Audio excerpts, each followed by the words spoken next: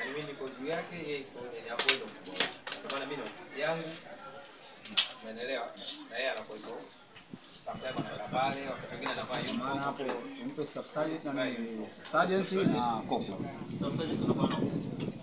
Staff sergeant ana ofisi. Staff sergeant anapewa nani? Kituo anapewa. Kituo kidogo anamiliki vizuri.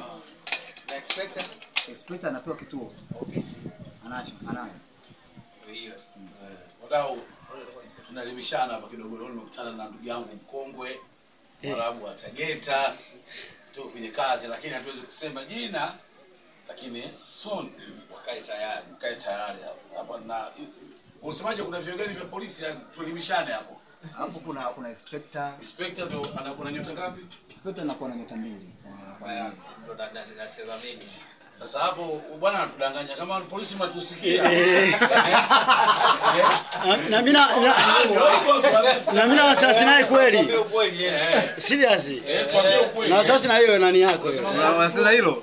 Alafu wengine yaani mkuu wa kituo ambaye anaweza kupewa kituo kidogo kuanzia staff sergeant. Police kata anaweza kumiliki hata nani corporal. Corporal anapewa police kata. Alafu inspector anapewa kituo kikubwa.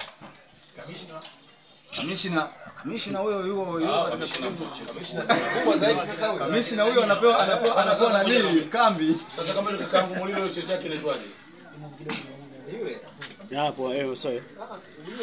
Mlilo mkubwa sana. Mlilo Waya amekanyaga. Mkuu wa polisi nani? Wakanda. RPC.